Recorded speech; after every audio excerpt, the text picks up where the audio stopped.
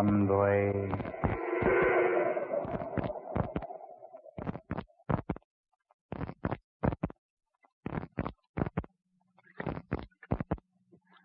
Weary days.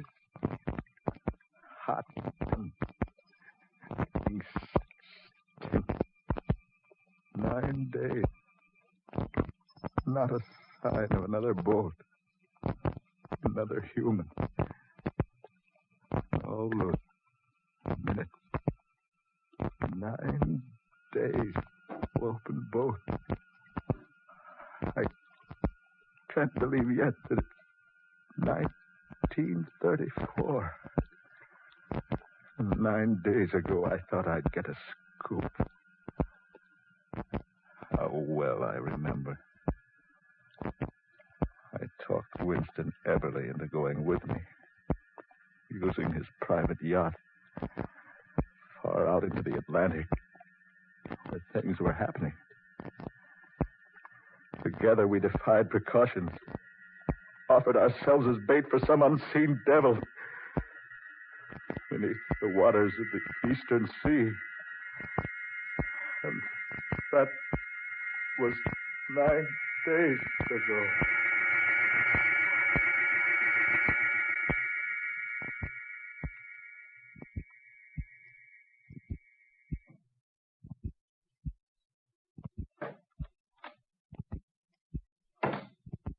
Well, I've been on deck an hour.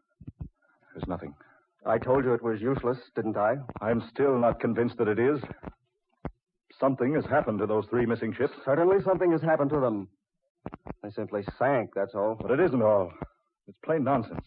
Thinking those 3 boats went down with all hands on board with not a clue to their disappearance. Besides, what about their radios? Not a distress signal was picked up. All 3 cases. I know, but that's still not a sign something... Well, something unusual has happened. Well, just use your head, man. This is 1934.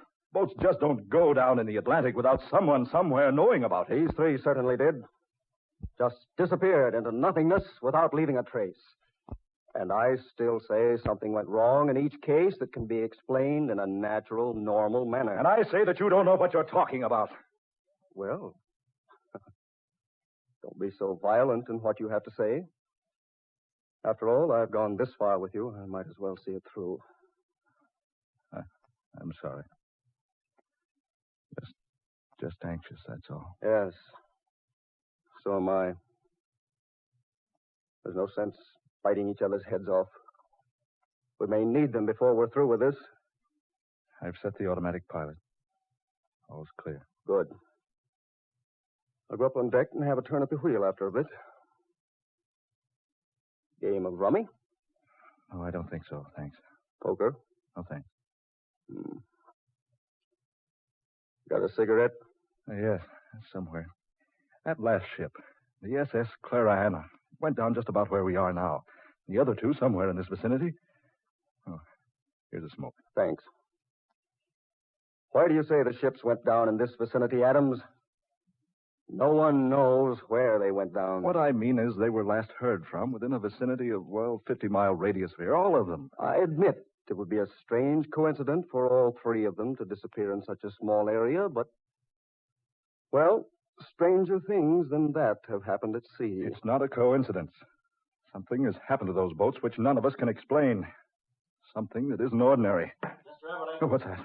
Brown in the radio room on the talkback system. Mr. Everly. Hand me that microphone, will you, Adams? Sure, here. Yes, Brown? Just got a report that all passengers on those 3 remaining ships have been reported safe. You mean the boats have been found? No, sir. The passengers from all 3 ships were set adrift in the lifeboats. Well, what's happened to them? Well, none of them seem to know. They're all in perfect health, though. But they're all in a stupefied condition, as though they've been drugged. That's strange. Huh. Any further news? No, sir, none. I just picked it up from a news broadcast from the States. Thanks, Brown. Now, what do you think, Everly? Strange. All hands from all 3 ships set adrift in the lifeboats, and none of them knowing what happened to them. And all of them in a drug condition. That doesn't make sense. No one could drug 3 boatloads of passengers. Through the drinking water?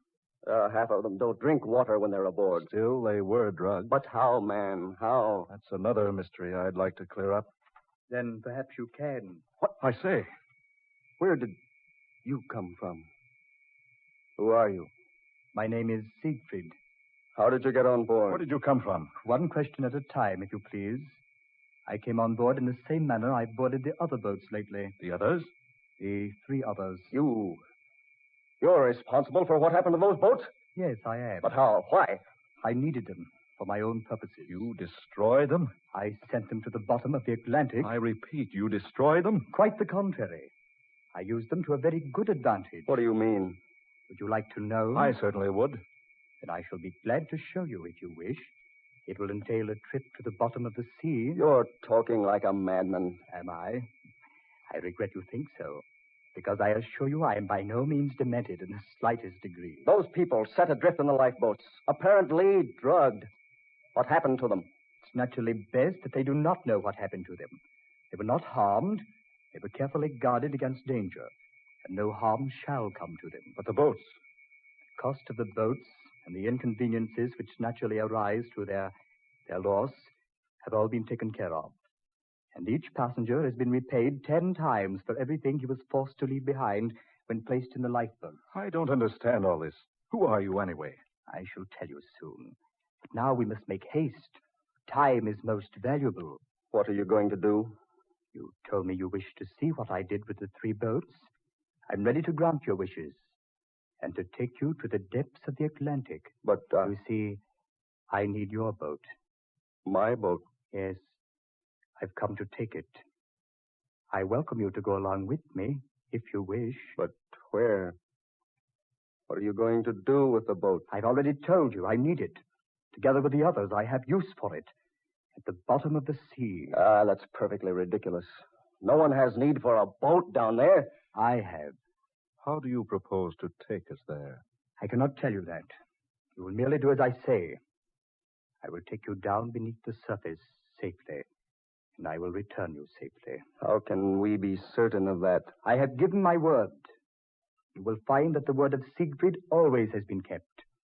Down through the ages, the centuries. Centuries? Hundreds of thousands of centuries. Do you mean that you're actually a creature from the bottom of the sea? I'm a man like you. I'm not a creature. Here, drink this. What's that? Merely what I gave the others. It's quite harmless. I don't want it. Take it away. I assure you that if you don't consume the potion of your own will, I have the means of seeing to it that you do. Better do what he says, Everly. Here. I'll take the first draft. You're a wise man, Mr. Adams. Oh, you know my name. I know everything. Now the potion. As agreed.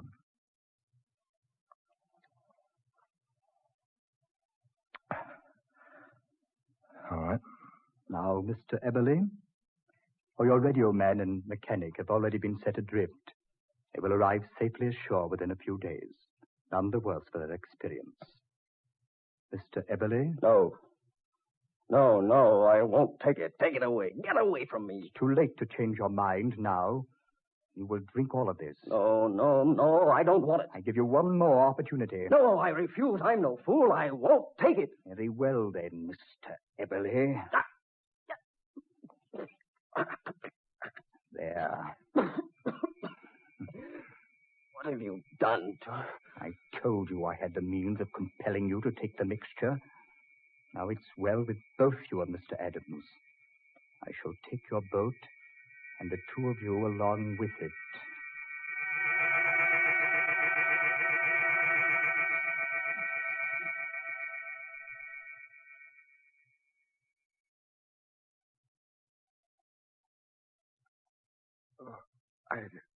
Are you quite all right now, Mr. Adams?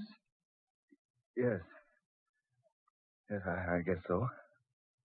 Where are we? Where I promised to take you. At the bottom of the Atlantic.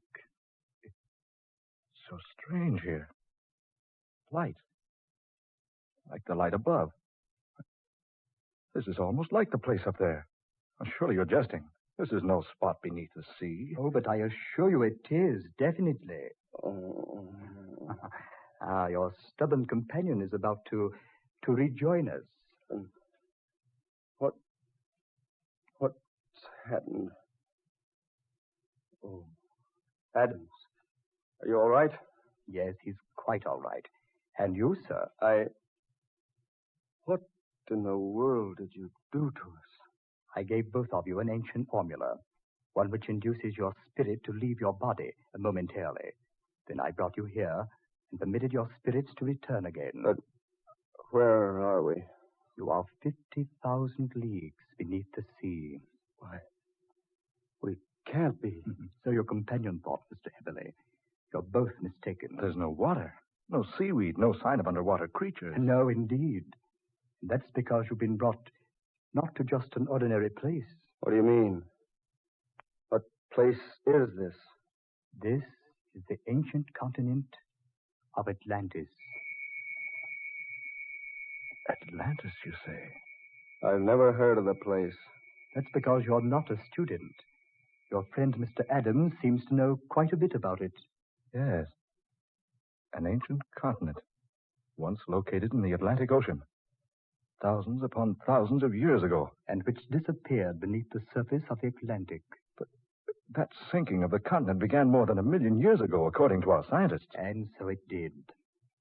Slowly, over thousands of years, Atlantis began to decline, to be claimed by the waters, and new lands began to rise. South America, your continent, they had no existence in the days of Atlantis. And far to the west lay the mighty land of Mu. But what about you?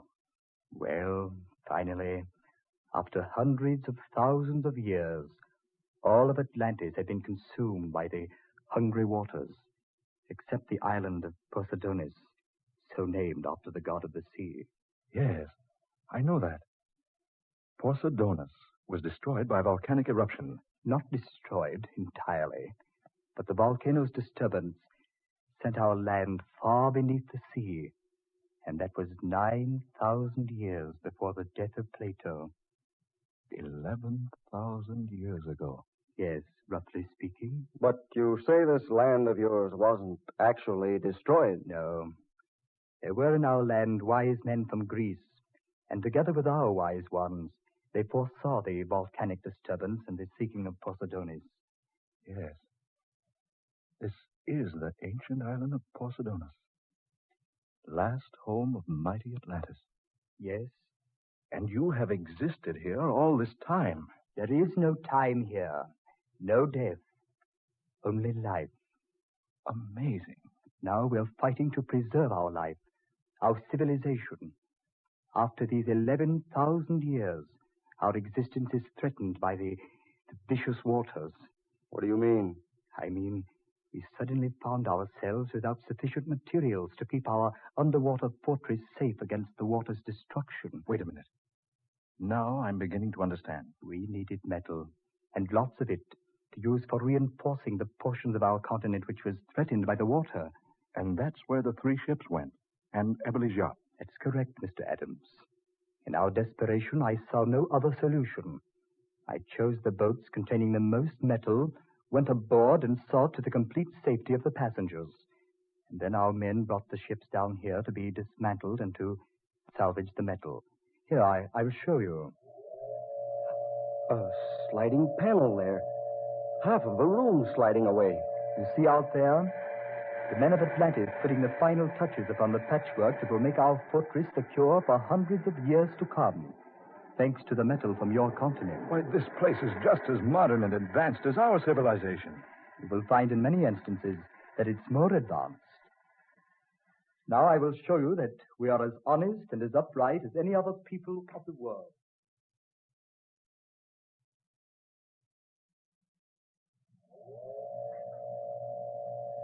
This is the treasure room of Atlantis. Harvey, look. Jewels, gold and silver, treasures of every sort here. The room is completely filled with valuable treasures. Each passenger on those boats we confiscated received a portion from our treasure room, enough to more than repay him for whatever loss he suffered.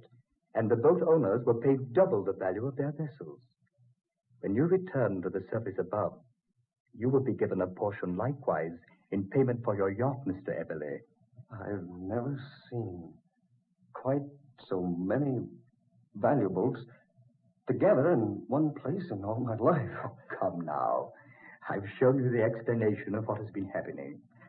It's time we refresh ourselves, and time you were preparing for your return journey.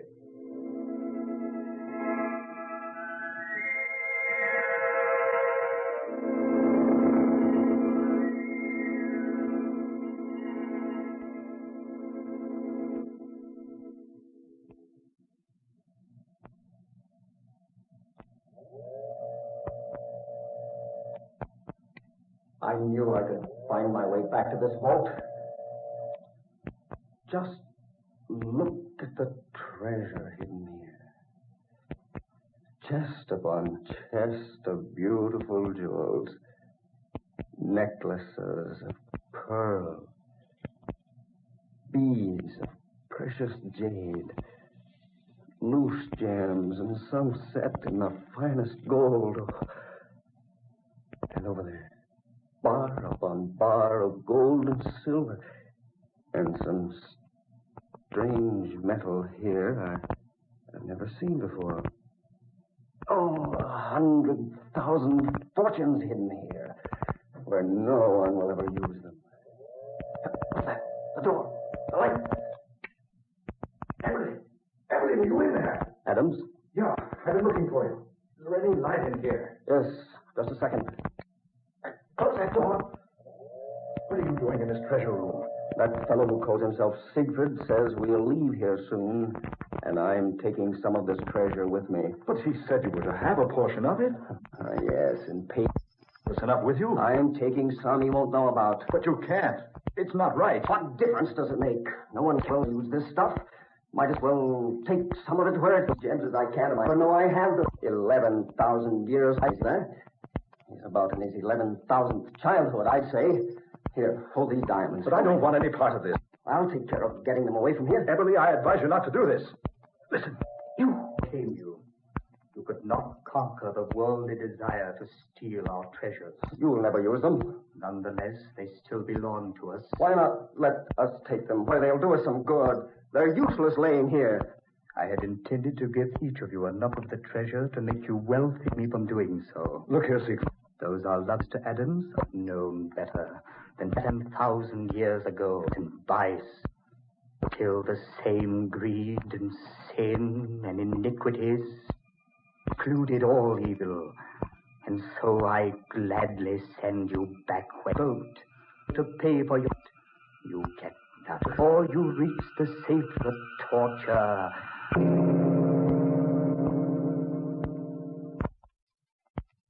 Days adrift. Unweary days. Big sun. Or food. Unconscious from the bottom of the... Moving. Lifting his head. Eberle. Oh. Eberle, man. Eberle. Still Steady, man. Oh, will this never end? Will torture never end? Easy, man. Take it easy. A month? 10 years? Only 9 days. 9 days. Only 9 days.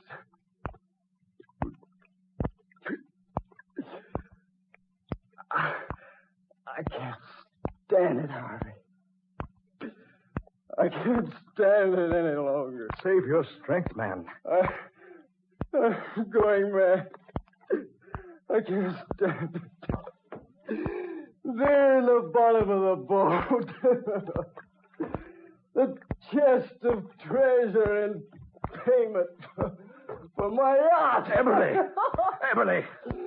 What good will it do now? We'll be dead when we reach shore. All we'll be Steady. But nobody else will get it. What are you going to do? There won't be left here for anybody else. I'll see to it that no one else gets his hands on it. Everly! He cheated us out of the rest of that treasure. Everly, don't jump! No one else will get this. Everly! I'll take Everly!